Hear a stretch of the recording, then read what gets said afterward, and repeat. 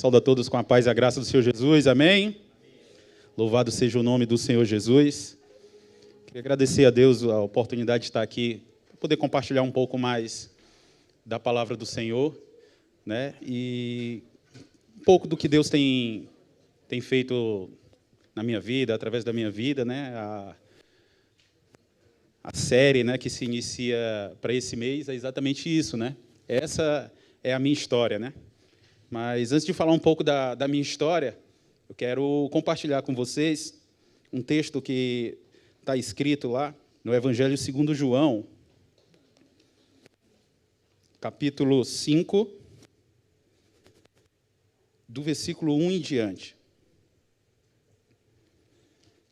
Diz assim a palavra do Senhor.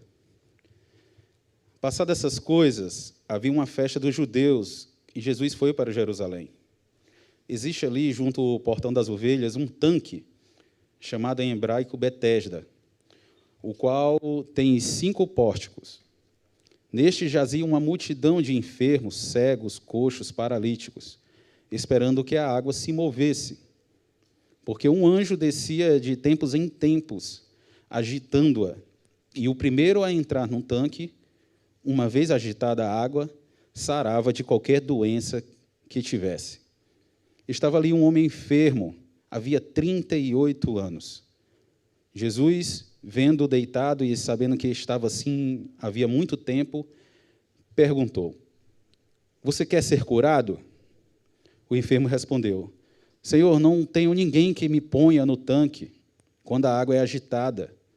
Quando tento entrar, outro enfermo chega antes de mim." Então Jesus lhe disse: "Levante-se, pegue o seu leito e ande." E imediatamente o homem se viu curado. E, pegando o leito, começou a andar. E aquele dia era sábado. Por isso os judeus disseram que os judeus disseram ao que tinha sido curado: "É sábado, e neste dia você não tem permissão para carregar o seu leito." Ao que ele lhe respondeu: "O mesmo que me curou me disse: pegue o seu leito e ande." Perguntaram-lhe: "Quem é esse homem que disse isso a você? Pegue o seu leito e ande." Aquele que tinha sido curado não soube responder, porque Jesus tinha se retirado, por haver muita gente naquele lugar. Mais tarde, Jesus o encontrou no templo e lhe disse: "Olhe, você foi curado. Não peques mais, para que não lhe aconteça coisa pior." Amém? Somente até aqui. Se você puder ir no seu lugar, feche os seus olhos, vamos orar um pouco mais ao Senhor. Pai, nós queremos mais uma vez nessa noite te dar graça, Senhor. Te agradecer, meu Pai, pela tua presença aqui neste lugar. E o que nós queremos te pedir, Espírito Santo, é que tu possa operar nessa noite em nossas vidas através da tua palavra, Senhor Deus. Que tu possa transformar aquilo que precisa ser transformado, que tu possa mudar, Senhor Deus, aquilo que precisa ser mudado, que tu possa, meu Pai, retirar também de nossas vidas aquilo que precisa ser retirado. Tu tem liberdade, Senhor Deus, para transformar o nosso entendimento, Senhor Deus. Que possamos sair daqui nessa noite acrescentados, Pai, cheios de fé, revigorados, Senhor Deus. Pai, que a nossa alma possa encontrar o descanso, o deleite, Senhor Deus, através da ministração da Tua palavra. Que possamos sair daqui acrescentados em fé, Senhor Deus. Fé é a certeza daquilo que nós esperamos. Que possamos sair daqui e iniciar uma semana esperando grandes coisas acontecerem em nossas vidas. Que possamos sair daqui na expectativa, Senhor Deus, de vivermos algo extraordinário da Tua parte. Pai, em nome do Senhor Jesus, que haja essa expectativa em nossos corações. Que, se necessário for, que Tu opere com cura, Senhor Deus. Se necessário for, Tu opere com libertação, meu Pai. E que assim for a Tua vontade, que nós temos certeza que haja salvação aqui neste lugar. Nós queremos te pedir isso, te agradecer e dizer que a nossa vida te pertence, Senhor. E Tu tem liberdade, Senhor Deus, para tratar conosco nessa noite. Então fala conosco, Espírito Santo, manifesta a Tua glória mais uma vez aqui neste lugar e que possamos sair como aqueles que retornavam para Deus, para Sião, quando a sorte foi restaurada. Alegres, regozijantes, felizes, sabendo que grandes coisas tem feito o Senhor por nós e por isso nessa noite estamos cheios de alegria. Muito obrigado, Senhor. Ser conosco nessa noite mais uma vez, no poderoso nome do Senhor Jesus. Amém. No Evangelho de João, nós podemos ver vários relatos de encontros que Jesus vai tendo com as pessoas e a gente consegue observar também a reação e o que aquele encontro vai causando na vida de cada uma delas.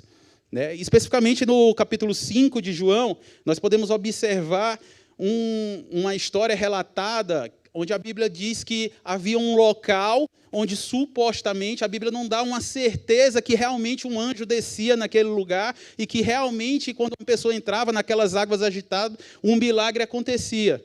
Fato é que haviam muitas pessoas naquele lugar e havia uma pessoa que estava há pelo menos 38 anos lá. Imagino eu que viver 38 anos diante de um lugar, acreditando que algo ali pode acontecer em meu favor, significa que ele também deve ter visto algo acontecer também naquele lugar.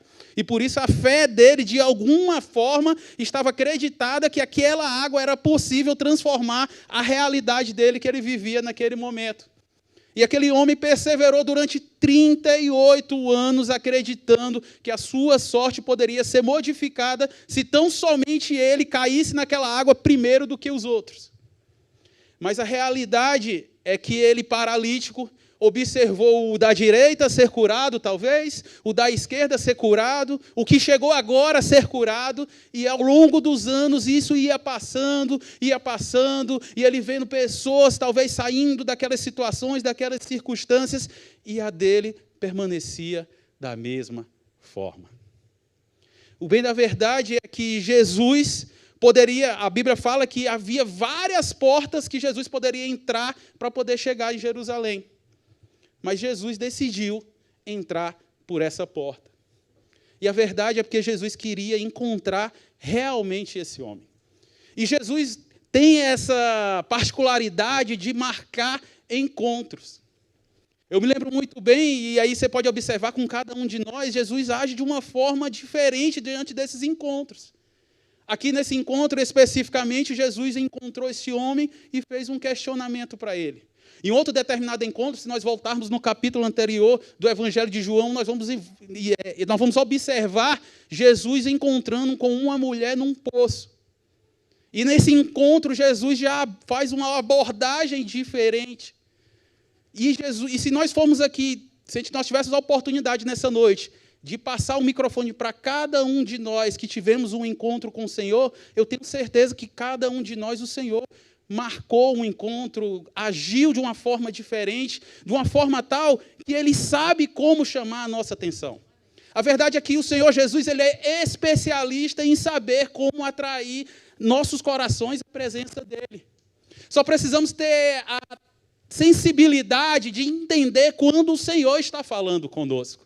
E Ele fala a verdade, Ele marca um encontro de uma maneira tal que esse que foi a esse encontro nunca mais passou a ser o mesmo.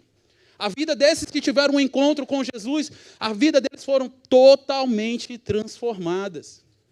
No meu caso especificamente, quando Jesus marcou um encontro comigo, eu olhava para o significado de ser crente. Para mim era esse entendimento que eu tinha. Eu lembrava muito da minha bisavó. Minha bisavó era da Assembleia de Deus, e ela ficava ali indo para os cultos, e depois de já um pouco idosa, ficou cadeirante, e os irmãos vinham buscar ela para ir para o culto. E eu entrava na casa da minha avó e via a minha avó lá cantando umas canções que para mim não fazia o menor sentido. E para mim parecia uma loucura, né? Uma pessoa desse jeito, e a pessoa ali, mesmo ainda com dificuldades de locomoção, ainda assim insistindo em ir para a igreja. E para mim parecia loucura. E é loucura. Para quem olha de fora e vê você saindo no domingo à noite da sua casa, para vir para um local para escutar a palavra de Deus, para muitos é loucura. E às vezes se fala em várias palestras em viver uma vida extraordinária. E o bem de fato, irmãos, que nós precisamos entender o que significa isso. E eu de antemão já digo para você, você vive uma vida extraordinária.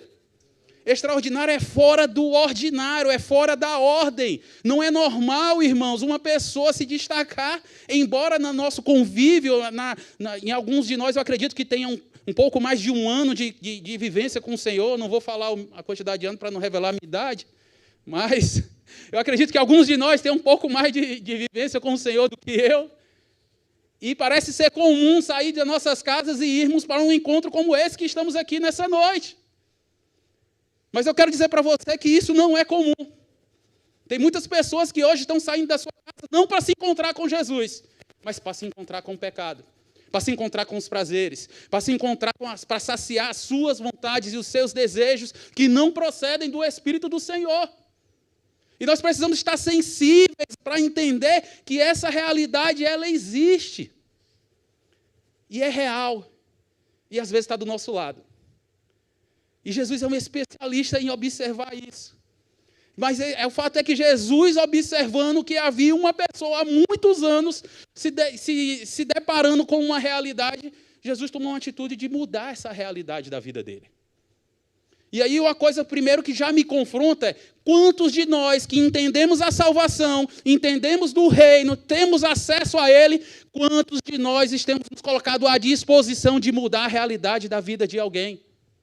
Quantos de nós temos nos colocado numa posição de se colocar numa determinada localização, num determinado lugar, na disposição de ser um agente de milagres, de ser um agente transformador, de mudar a atmosfera de um lugar, de impactar uma vida? Quantos de nós, entendendo que é o reino, a salvação, a graça, a misericórdia, temos nos colocado nessa posição? E quando eu falo isso, eu já me questiono também se eu também tenho me colocado nessa disposição. Porque é bem interessante a gente pensar a respeito disso, porque essa reflexão nos faz analisarmos realmente como nós temos vivido. Porque é prático e se nós não observarmos, isso passa a ser normal, nós nos fecharmos só entre nós, porque aqui está tudo tranquilo. Você vai observar isso também, os discípulos, logo quando Jesus ali partiu, né, e ele disse, vocês ficam em Jerusalém, porque vocês só vão sair quando do alto eu revestir vocês de poder. E os discípulos estavam ali todos reunidos e tal, e tudo, aí o Espírito Santo desceu, empoderou eles ali, encheu eles de um poder, e eles começaram a operar milagres, eles começaram a falar, e pessoas começaram a se converter, eles começaram a pregar, e começaram a profetizar, e as pessoas começaram a ser curadas, a ser transformadas, e aquilo estava muito bom. Tão bom que os discípulos pensaram, eles devem ter pensado que a Bíblia relata um pouco e nos leva a concluir isso. Que eles ficaram só em Jerusalém. Só que Jesus disse aqui, ficar em Jerusalém até que, e não eternamente em Jerusalém. Fique em Jerusalém até que eu revista vocês de poder. E os discípulos ficaram ali. Eu imagino que Deus deve ter olhado do céu e disse, mas vocês vão ficar só aí mesmo? Porque está muito bom, os milagres estão acontecendo, as coisas estão acontecendo, e vocês só entre vocês. E aí nós vamos observar no livro de Atos, que começa-se uma perseguição à igreja. E automaticamente os discípulos começam a olhar e ver que gente está morrendo por causa das pessoas que estão acreditando em Cristo. Pessoas estão sendo decapitadas, pessoas estão sendo perseguidas, pessoas estão sendo presas, e os discípulos olham assim, rapaz, em Jerusalém não é mais seguro, não, vamos se espalhar. E às vezes, irmãos, o que acontece na maioria das vezes é isso. Quando a gente não se propõe a colocarmos na posição que Deus quer que a gente fique, Deus dá um jeitinho da gente ir lá cumprir o propósito. Seja numa perseguição, seja numa dificuldade, mas o bem da verdade é que existe uma missão para cada um de nós, que não diz respeito à Thaísa, que é pastora dessa igreja, que não diz respeito a mim, que estou hoje na responsabilidade de trazer a palavra, mas é uma responsabilidade de cada um de nós. Ide por todo canto, pregai o evangelho, e aquele que crê vai ser salvo. Essa é uma responsabilidade de cada um de nós. Aí vai o questionamento, vai a meditação de cada um de nós. Nós temos feito isso? Ou nós temos sido pessoas que têm sido alcançadas por essa graça, temos usufruído dessa graça, temos vivido o favor de Deus, mas está muito bom aqui. Está muito bom aqui nessas quatro paredes, está seguro, está legal, está bacana, a gente louva, a gente adora, a presença de Deus vem aqui e pronto, está bom. Nós vamos para a nossa casa, passa a semana toda, às vezes se reúne na quarta-feira, volta aqui de novo e está tudo... Será que cada um de nós não temos entrado num ciclo e não temos observado que a palavra é ide e fazer discípulos e pregar a palavra? Mas você deve falar assim, mas poxa, eu não sei falar. Inácio, eu não sei o que dizer, eu não lembro os versículos decorados, eu leio a Bíblia, mas tenho uma certa dificuldade de gravar alguns versículos. Mas se você observar, no capítulo anterior, que relata a história da mulher samaritana, ela não chegou lá para os outros da sua cidade falando os 10 mandamentos da lei de Deus, não. Ela não chegou lá falando assim, ó, Jesus me encontrou, e aí está escrito que ele era o Messias, e aí... Não, irmão. Ela chegou lá e disse, olha, eu encontrei um homem lá, eu acho que ele é profeta, ele falou tudo que eu estava vivendo, e aí agora eu não sou mais a mesma, e aí teve alguns que creram, aqueles que não creram, ela disse, ó, bom, vamos fazer o seguinte, você não está crendo no que eu estou falando, não, vamos lá ver. E essa é a estratégia que nós devemos usar. Se você, porventura, tem dificuldade de, às vezes, decorar um versículo, fale o que Deus fez na sua vida. Não tem maior poder de transformação e de alcance de almas para o reino de Deus do que você falar daquilo que você tem visto e ouvido. Daquilo que você tem visto e ouvido. Você só precisa abrir a sua boca e falar da transformação de tudo que Deus já fez na sua vida. Eu tenho certeza que hoje ainda Deus está fazendo na sua vida. Mas você precisa falar. Você precisa abrir a sua boca e aproveitar as oportunidades que você está tendo para poder pregar o Evangelho de Deus. E aí, com certeza, esse chamado que Deus tem para nós não vai ter limites. E aí vai para Samaria e vai para os confins da terra. Mas é confortável, às vezes, a gente ficar aqui e, às vezes, eu raciocinando um pouco hoje. Eu estava numa determinada situação e eu fui confrontado com uma pessoa falando algo para mim, que depois eu concluí assim, a pessoa fala muito da zona de conforto, né? Mas depois eu vi que ainda é possível ter conforto no desconforto. É possível, irmãos, ter conforto no desconforto. Já viu uma pessoa que às vezes ela está ali endividada, passando dificuldades financeiras grandes. Eu não estou aqui fazendo julgamento de valores, mas entendo uma pessoa que ela está ali e tudo, e ela simplesmente se acostuma com aquela vida, com aquela situação, e não busca algo que possa transformar a realidade dela. E ela vive continuando, vive se endividando, vive vivendo aquela vida, e vai. Ela se conformou com o desconforto. Ela ficou confortável com esse desconforto. E será, irmãos, que esse paralítico, 38 anos observando isso, será que ele já não deve ter pensado assim, não, é assim mesmo, é assim que a vida tem que ser, é assim que vai ser mesmo, talvez eu sou predestinado a ser isso mesmo. Talvez ele só esteja enxergando que a única forma de eu ser transformado, a única forma da minha realidade mudar, é se isso acontecer. Só que chega Jesus mudando todo o panorama da história. Chega Jesus apresentando uma nova forma daquilo que ele tanto almejava acontecer. E será que nós, irmãos, cada um de nós pararmos para refletir sobre como nós temos caminhado com o Senhor, será que a gente não pode revisar a forma que a gente acha que Deus age? A forma que a gente acha que Deus opera? Será que eu sei todas as formas que Deus faz, todas as formas como Deus faz e as formas que Deus opera? Será que não existe uma novidade, algo que eu ainda não sei, uma profundidade que eu ainda não acessei? Porque, afinal de contas, a gente cria-se certos conceitos a respeito de como Deus faz as coisas em decorrência do nosso tempo de caminhada. E não é assim, irmãos. Deus não tem uma forma. Existe a multiforme graça de Deus. E se você observar, talvez esse paralítico só enxergava e disse assim, a única forma é me jogarem dessa água. Aí Jesus chega para ele e disse assim, parece uma pergunta até estúpida. Uma pessoa está 38 anos sofrendo na beira de um tanque, esperando que alguém caridosamente se compadeça dele e jogue ele dentro de um tanque. Jesus chega para ele depois de 38 anos, e a Bíblia é clara dizendo que ele já está ali há muito tempo, ou seja, talvez mais do que fosse necessário, talvez mais do que devesse. E será que alguns de nós não temos passado situações que a gente olha e diz assim, é o tempo de Deus, é o processo. Mas que processo é esse? Que tempo é esse? Será que eu não tenho passado mais tempo nesse processo, mais tempo dessa luta do que eu deveria estar? Porque para Deus, irmão, é um estalar de dedos. Para Deus é apenas uma palavra e tudo se transforma. Quem precisa de um processo é Deus ou sou eu? Quem precisa desse tempo é Deus ou sou eu? Nós precisamos refletir sobre isso. Se esse tempo, esse processo, é eu que preciso ou é Deus que precisa? Talvez você que precise, para começar a acreditar, para começar a crer que existe uma forma diferente de crer que as coisas vão acontecer.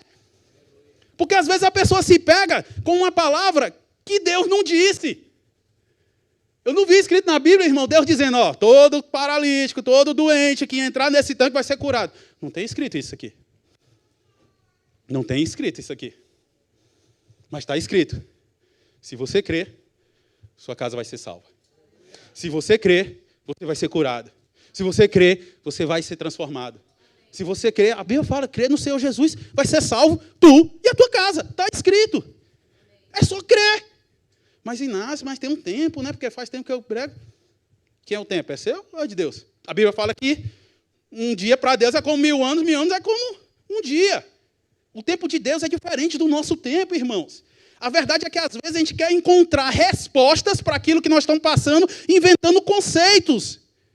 E esses conceitos acabam criando dentro de nós, irmãos, resistência para a verdade que Deus quer trazer aos nossos corações.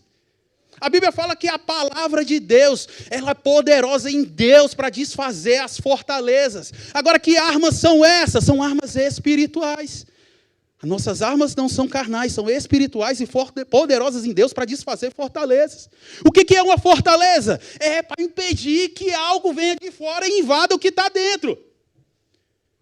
E será que nós não temos criado fortalezas para que algo que vem de fora não acesse o que está dentro? Eu não estou falando de invasão inimiga. Aí realmente precisa ter fortaleza. Se o inimigo, o diabo, o Satanás, seja lá o que for, quer invadir algo, é necessário nós criarmos fortalezas, sim. Mas nós precisamos ter cuidado para nós não estarmos criando fortalezas contra a verdade de Deus. Resistências, coisas que a gente tem por consciência, é assim, porque eu aprendi assim, porque me disseram que é assim. E será que isso não está criando uma fortaleza para que Deus possa ter acesso à sua intimidade, para que Deus possa ter acesso ao seu interior e transformar aquilo que precisa ser transformado? Mudar aquilo que precisa ser mudado, renovar o entendimento que precisa ser mudado a respeito de tantas coisas. Mas é poderosa em Deus para desfazer as fortalezas. Agora, como se desfaz essas fortalezas? Através de armas espirituais. Não é aqui nesse plano, irmãos. É um plano espiritual. Tem coisas que só se resolvem no plano espiritual. E aí você vai observar que talvez, será que esse homem não estava criando fortalezas para que dizendo que vou fechar aqui porque só tem esse caminho. Se eu cair ali, vou ser curado. Jesus chega para ele e diz assim, e aí, o que é que você quer que eu te faça? Você quer ser curado? Aí ele, não, Jesus, mas é porque toda vida que eu estou aqui, vem alguém, vai na frente e ninguém me ajuda e não sei o quê. Eu disse, ei, pera. A pergunta não foi essa. A pergunta não foi quem deixou de te ajudar, a pergunta não foi quem te prejudicou, a pergunta não foi quem te feriu, a pergunta não foi quem te perseguiu, a pergunta não foi quem te prejudicou. A pergunta não foi essa. E será que nas nossas orações, irmãos, nós não temos justificado a nossa condição, a nossa situação em favor de coisas externas? Quando, na verdade, Deus está esperando você à noite dizendo, e aí, o que é que você está precisando? E aí, o que é que você está querendo? E aí você está na sua oração, no seu rito de oração, dizendo, Senhor, Tu sabes, isso tem acontecido, e aquela coisa, e aquela pessoa, e aquela situação, e isso, o financeiro, Jesus, tá, mas vamos, diz, o que é que eu te faço? O que é? Quer ser curado? Quer ser curado? Mas, Senhor, Tu sabes que a medicina e tudo tem esse lado, e Jesus, tá, mas vamos ser objetivo, você quer ser curado? Mas, pois é, Senhor. Será que muitas das vezes nós não estamos assim, tão focados em como Deus tem que agir, como Deus tem que fazer, o que Deus precisa mudar, quando na verdade Ele é o Senhor de todas as coisas, irmãos. Que nós precisamos às vezes entender que Ele é o Senhor de tudo. A forma é a dEle, o jeito é a dEle, a maneira é a dEle, o tempo é o dEle. E pode ser agora, pode ser hoje, pode ser amanhã, mas o Senhor está querendo olhar para os nossos corações e entender, você acredita? A despeito do tempo, você acredita? Quanto tempo tem passado, você vai continuar crendo? O Senhor quer confiar em cada um de nós, irmãos. E quando eu falo confiar, não é, maldito homem que confia no homem. Não é isso. Ele quer confiar. Confiar é você entregar algo para uma pessoa. E o Senhor quer saber se Ele pode te entregar algo além do que você já tem recebido. Só que para nós recebermos essa confiança de Deus, é necessário nós galgarmos o outro patamar. É necessário nós subirmos um pouco mais o nível, porque aquilo que você tem hoje é para o nível que você está vivendo. Se você quer receber algo a mais do Senhor, você precisa mergulhar um pouco mais. Você precisa subir um pouco mais o seu nível. Você precisa poder evoluir mais. O que é isso, Inácio? Eu vou estudar mais? É mais intimidade. É mais busca. É mais adoração. É mais oração. É mais jejum. É mais consagração. As armas são espirituais e poderosas em Deus para desfazer toda e qualquer fortaleza que tem se levantado, irmão. Isso é a palavra, não sou eu que estou dizendo. A palavra do Senhor, ela é suficiente.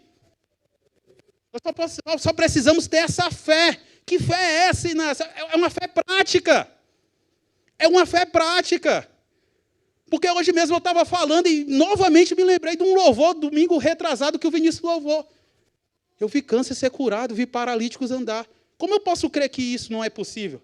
Como é que a gente olha hoje para a Bíblia, irmãos, e vê um paralítico, 38 anos parado, e consegue andar, e hoje a gente não consegue enxergar isso acontecendo?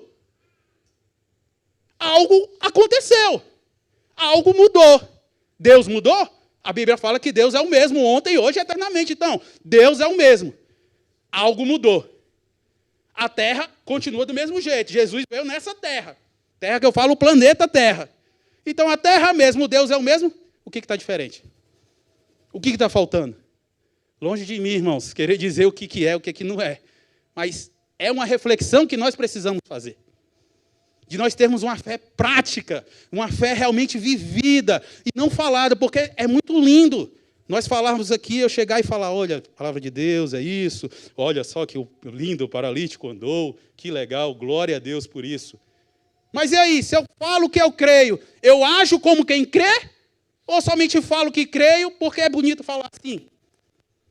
A pessoa chega para você, você crê? Ah, amém, eu creio. Glória a Deus. Mas na hora que chega a aprovação, na hora que chega o desafio, na hora que chega ali que você precisa realmente pôr sua fé em ação, o que você faz? Opção número 1, chama a pastora Thaisa para orar. Opção número 2, levanta os irmãos de oração da igreja. Opção número 3, você vai lá. Você que ora. Você que profetiza. Você que declara a cura. Quem é você na história, irmão?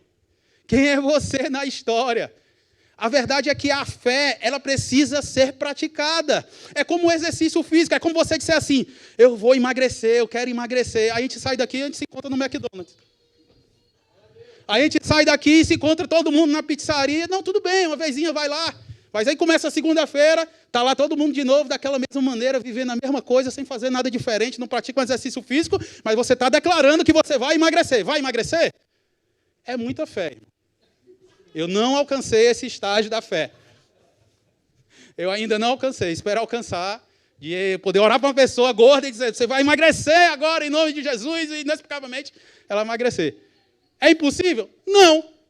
Mas eu acredito que Deus quer realmente que nós nos coloquemos numa posição para que isso aconteça. Para que a nossa fé seja acrescentada. Hoje, para você ter ideia, eu pratico corrida, né? E eu estava correndo com um grupo e tal. E na minha planilha, no meu plano de treino, era para eu fazer uma determinada velocidade, aquele treino, e concluir naquela determinada velocidade. E eu estava ali no último quilômetro, e eu olhei para o meu relógio e disse, caramba, estou indo bem, hein? 10 minutos, 10 segundos abaixo do que estava programado. Caramba, estou bem demais. Mas está bem demais com relação ao quê? Está bem demais, qual é a referência? Para quem está parado, você está bem demais. Agora, para quem já está lá na frente, você está ruim demais. Para o cara que tirou o primeiro lugar na última maratona, o melhor do mundo, bateu o recorde mundial. Com relação a ele, eu estou desastre. Então, tudo é a referência que nós temos. Tudo é aquilo que nós tomamos por referência para medir algo a respeito das nossas vidas. E aí vai para a vida espiritual, vai para a vida profissional, vai para todas as áreas. E aí eu estou aqui, tudo já empolgado, o último quilômetro, e eu estou bem demais, rapaz, olha abaixo da planilha e tal. Aí passa 2 caras correndo e diz, bora, corre. Não é assalto não, tá? Era os caras que estavam correndo comigo, me empolgando para eu fazer um pouco mais. E aí eu fui Fui ali meu máximo ali e tudo, me desgastei pra caramba, cheguei lá sofrendo. Aí os caras ficaram me esperando lá na frente.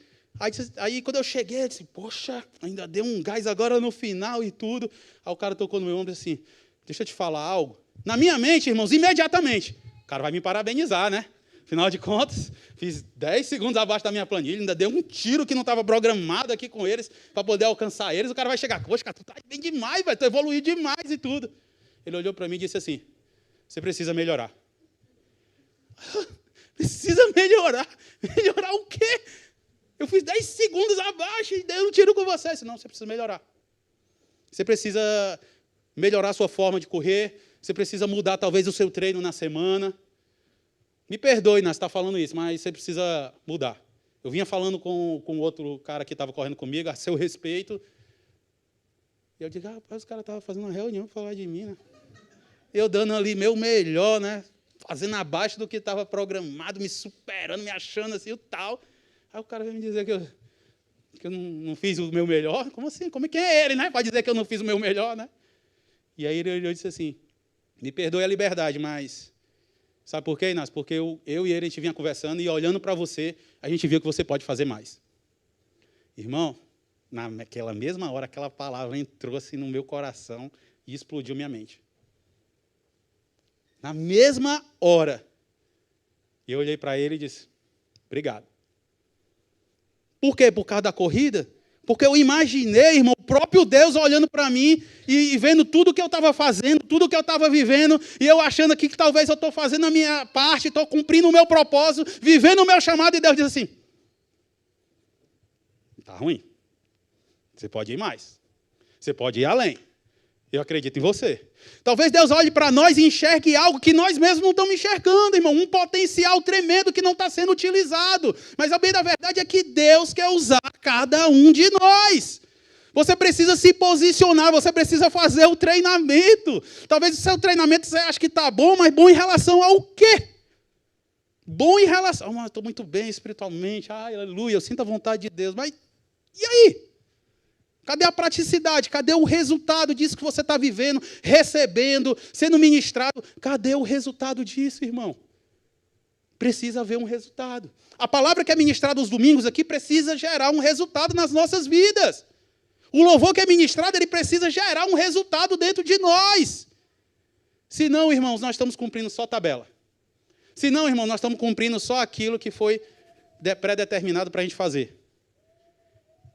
Eu acredito que é esse raciocínio e esse questionamento que Deus quer gerar dentro de cada um de nós. Sabe por quê? Porque cada um de nós tem uma história para contar. E a sua história não é menor do que a minha não é maior que a minha também não é menor que a sua.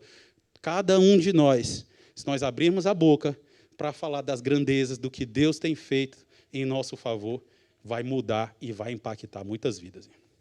Amém? Tinha mais coisa para falar, mas eu não vou passar muito do horário, acabei nem falando a respeito da minha história, mas o importante é a história que Jesus deixou escrita. O importante é nós podermos focar, irmãos, naquilo que o Senhor falou. Porque quando vem a luta, quando vem a batalha, é muito fácil nós esquecermos daquilo que Deus falou e a gente se apegar com aquilo que Deus não falou. Porque o medo gera isso dentro de nós. Você vai ver ali a história de Abraão. Deus chegou para Abraão e disse, sai da tua terra, do meio da tua parentela, da casa dos teus pais e vai para um lugar que eu vou te mostrar. Ponto. Vou fazer de ti lá uma grande nação e vou multiplicar grandissimamente tua descendência. Ponto. O Senhor calou. Depois disso, o Senhor não falou mais nada. E Abraão, você vai ver na história que Abraão fez aquilo que o Senhor falou. Quando o Abraão se colocou na posição de fazer aquilo que o Senhor falou, aí o Senhor chegou para ele, para Abraão. Segunda instrução. Deus já deve ter dado a primeira instrução para você. E talvez você está querendo receber uma segunda instrução e simplesmente Deus está calado. Mas Deus está calado não é para poder te deixar de canto, não é para poder te excluir, não. Ele está esperando você cumprir ainda a primeira instrução. Ele está esperando você se posicionar de uma forma a cumprir a primeira instrução. Quando você cumprir a primeira instrução, a segunda instrução vai vir. E aí você vai ver na história de Abraão, ele cumprindo a primeira instrução, e no caminho Abraão começou a ter medo. Abraão passou por uma situação difícil para aquela época, e ele tomou a decisão de ir para a terra do Egito. Deus não falou para ele ir para a terra do Egito. Mas ele foi. E quando chegou lá, ele teve medo. Aí ele chegou e disse assim, vamos fazer o seguinte, não vai dizer que é minha mulher não, porque isso é muito bonita. E aí o pessoal vai querer, sabe? Sabe como é que é? Então, vamos falar que a gente é casado, não? Não disse, é mentira. Então o medo faz a gente acreditar em palavras, em situações que podem acontecer que Deus não falou. Nós precisamos estar atentos àquilo que Deus falou. Quando Deus promete algo para a gente, aquela imagem se forma assim na nossa cabeça daquilo acontecendo. Às vezes é uma promessa que vai acontecer lá na frente, às vezes é algo que está por vir, às vezes é uma revelação do que Deus quer fazer para esse tempo. Nós precisamos ter o discernimento do tempo das promessas de Deus, mas o fato é que quando Deus faz uma promessa para nós, aquela imagem se forma e a gente já começa a enxergar aquilo acontecendo. Muito embora você olhe talvez para a sua realidade hoje, não tem nada a ver com aquilo que Deus prometeu. E aí se eu tirasse hoje, por exemplo, uma foto de um determinado momento da minha vida, irmãos, para a palavra que eu recebi de estar aqui hoje, e eu nem imaginava que estaria talvez com um microfone na mão, pregando para pessoas nos Estados Unidos. Se eu tirasse uma foto de um determinado momento da minha vida, talvez eu ia ver eu numa situação financeira difícil, sem condições de trazer o mantimento para a minha casa, andando em cima de uma moto com a minha esposa. Olha a foto. Aí se eu bato uma foto hoje e olho, a foto é eu aqui com o microfone na mão nos Estados Unidos, e aquela foto, não tem nada a ver, irmão. Mas a promessa estava lá. A palavra estava lá. A fidelidade de Deus estava lá. Deixa eu dizer uma coisa para você, talvez não tenha acontecido ainda, mas a promessa ainda está de pé. Independente do tempo que se passe, ela vai se cumprir. O tempo é o de Deus. Cabe só a nós perseverarmos acreditando naquilo que Deus falou. Isso é que é importante, aquilo que Deus falou. O que Ele não falou, não tem importância. Se Deus falou que vai acontecer, irmão, pode ter certeza, vai acontecer. Porque a nossa vida não é fotografia, a nossa vida é um filme. Se nós olharmos para a nossa vida e tirarmos foto de determinados momentos, é impossível acreditar que aquilo que Ele prometeu vai acontecer. Mas Deus, eu acredito que quer encorajar a cada um de nós nessa noite a continuar crendo. Independente da circunstância que tenha se apresentado, continuar crendo. Independente do tamanho do gigante que tenha aparecido, a gente continuar crendo. Crendo em quem? Naquele que prometeu. Agora está escrito, aquele que prometeu, ele é fiel para cumprir. E ele vai cumprir. Assim como fez na minha vida, ele vai fazer na sua também. Continue acreditando, irmãos. Vamos viver uma fé prática, uma fé realmente real, uma fé com obras, para que a gente possa realmente enxergar tudo aquilo que Deus prometeu acontecendo. O Evangelho, eu até fiz uma analogia um dia desse com um amigo, o Evangelho é isso. Você vai estar aqui, você não consegue fazer sozinho. Nós somos como se fosse uma peça de quebra-cabeça. Nós só vamos conseguir ter a visualização real de tudo se todas as peças estiverem juntas. E às vezes é difícil, irmão, juntar as peças, porque tem peça que não vai encaixar. Tem peça que não encaixa uma com a outra, mas não é porque ela não faça parte desse quebra-cabeça. É porque ela não é para encaixar aqui. Ela vai encaixar talvez lá em cima. Mas o fato é, só vai fazer sentido a visão geral do reino quando todas as peças estiverem juntas para um mesmo propósito, que é exibir a imagem e a semelhança daquele que nos criou. Amém?